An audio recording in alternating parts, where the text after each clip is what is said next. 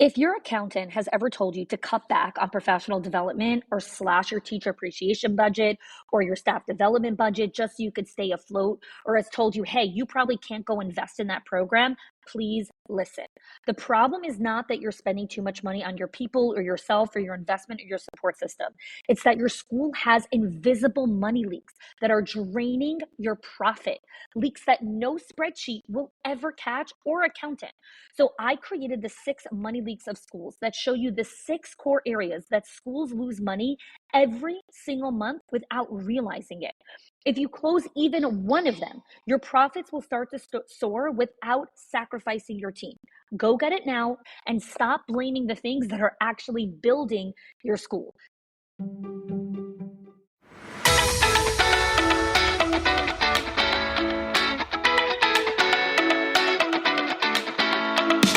Welcome to the Schools of Excellence podcast, where we transform everyday leadership struggles into powerful legacies that impact generations. I'm your host, Chanie Wilschanski, a 20-year veteran of school leadership who has helped hundreds of school leaders achieve what many thought was impossible through our signature programs, School Leadership HQ and Enrollment Engine. With our battle-tested frameworks and blueprints, leaders have achieved 90% parent retention, 50% less staff turnover, 15% improved profit margins, and increased enrollment by 25%. My mission is simple: to revolutionize school leadership by elevating the skills, the habits, and mindset of passionate leaders ready to create lasting change. Join me as we build your legacy of excellence, one transformative conversation at a time.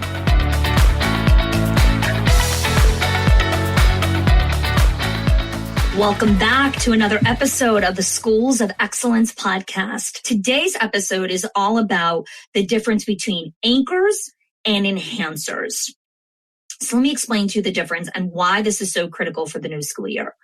What happens in the new school year, or anytime there is a big influx of enrollment, new teachers, hiring, onboarding, training, anytime there's an influx of that, what happens is many school leaders cut back on some of the things that are truly anchors in their life.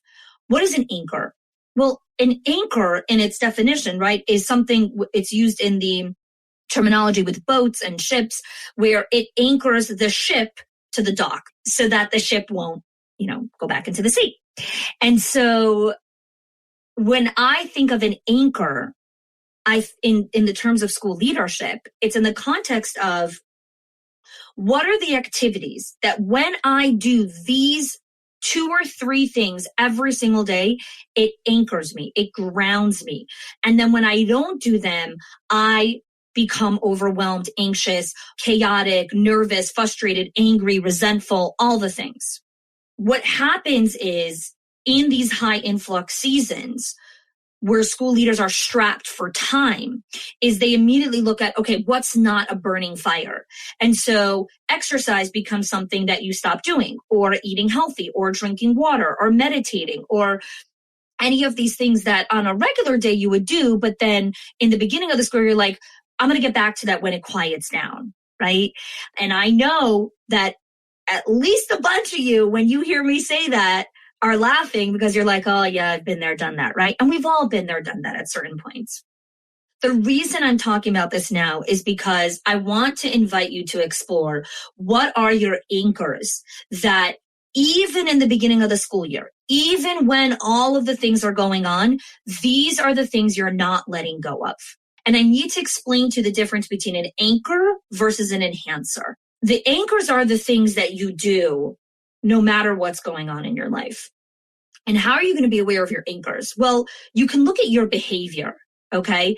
So one of the ways that I realized what my anchors were was recognizing, what do I still do even when I'm sick in bed with the flu, even when I'm traveling for an early morning flight, even when I'm home alone with all the kids and my husband's traveling, even when it's the morning of my sister's wedding, even when I am traveling to a conference and now I'm not home in my usual routine, what are the things that no matter where I am, no matter what I'm doing, no matter what's going on in my life, what are the things that I lean on that are my anchors? And so I recognized that I have 3 anchors, but they work in a prioritization, meaning even though these are my 3 anchors, sometimes if I have an early morning flight, one of these anchors will go.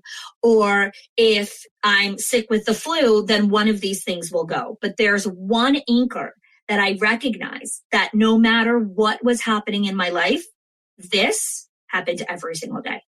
And that was prayer. Prayer is an anchor in my life. And it's not surprising since faith and family are my top 2 values. Prayer is a huge anchor in my life, which means I noticed a couple of months ago I was sick with the flu and I couldn't get up and go walking. And I didn't have energy for a lot of things, but I did sit in bed and I did prayer. And I also did meditation, which helped a lot with a lot of other things that were going on in my head at the time. But I didn't let go of prayer.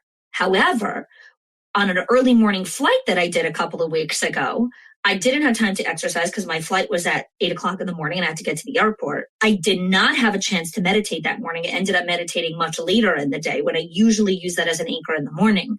However, I did have prayer in my morning. And so that's when I recognized that my anchors are prayer, walking, and meditation in that order. So I want you to take a moment, and if you're driving or walking or whatever it is, maybe come back to this exercise and take a piece of paper, fold it in half, and on one side write anchors, and on the other side write enhancers. What are enhancers? Enhancers are the additional things that you do as part of your wellness routine. So enhancers could be things like going for a manicure and a pedicure, getting your hair done, getting a facial, getting a massage, talking to a friend on the phone, going on a date night with your husband. But again, I'm saying a bunch of my enhancers, right? For some of you that are listening could be like, no, those are anchors. Like my husband and I go out every single week, no matter what, right? And again, Mayor and I go out every single week, but there are some weeks where it ends up falling to the wayside. That doesn't mean it's not important. It's just, it's not that core anchor where without that piece, I wouldn't be able to function. So we have to recognize the anchors versus the enhancers. So I have a lot of enhancers that I have in my life that on a typical week, monthly basis, I'm engaging with those enhancers because they truly enhance my mental and emotional well-being. And I have the anchors. Now, the reason I'm talking about the difference between these 2 things before the start of the school year is because you might not have time to go out with your husband the first week of school. You might not have time to get a massage that first week of school. You might not have time to get a manicure the first week of school. What are you going to make time for as your core anchors that you know that when you don't do these anchors, you don't have peace in your life? You're not grounded, which means you're not operating from a place of your highest vibration. And for every single one of you that's listening, it's going to be something else. I'm sharing with you mine, but that's me.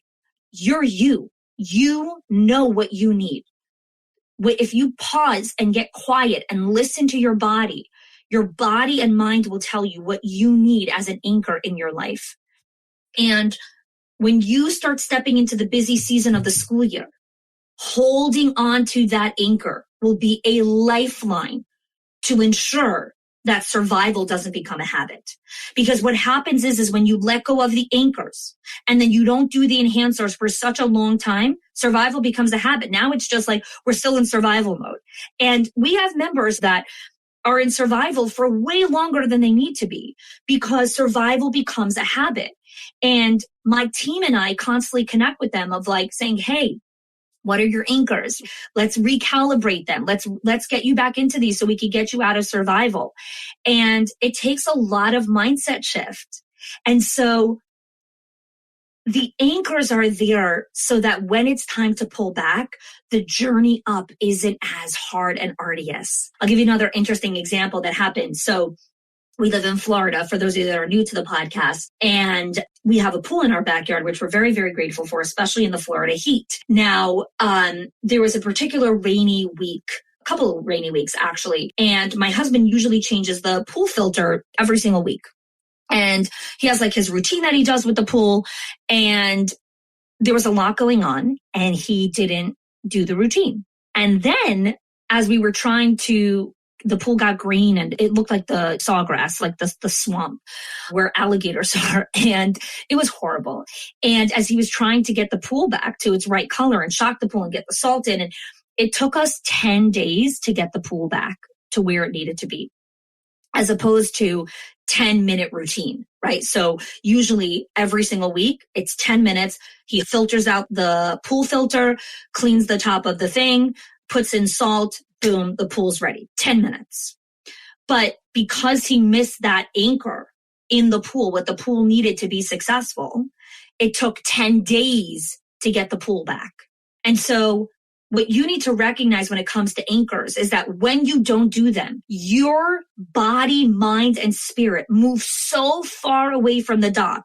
You are so far in the depths of the sea. It takes days and weeks and sometimes months to come back to the shore because you floated so far away. You have floated so far away. Know your anchors. Hold on to them. Don't let go of them. Do them because you know that this is what keeps you anchored to the dock, keeps you anchored, grounded with what you need to be the best version of yourself. So would love to hear from you in our Schools of Excellence Lounge. You can come check out. The link is in the show notes. Would love to hear and continue the conversation on this podcast. What are your anchors versus what are your enhancers? And if you don't know what those are, let's start that dialogue. Let's have that conversation.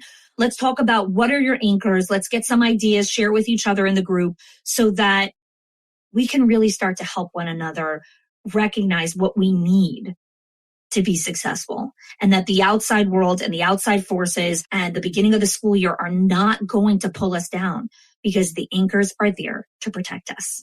All right. Thanks so much for listening.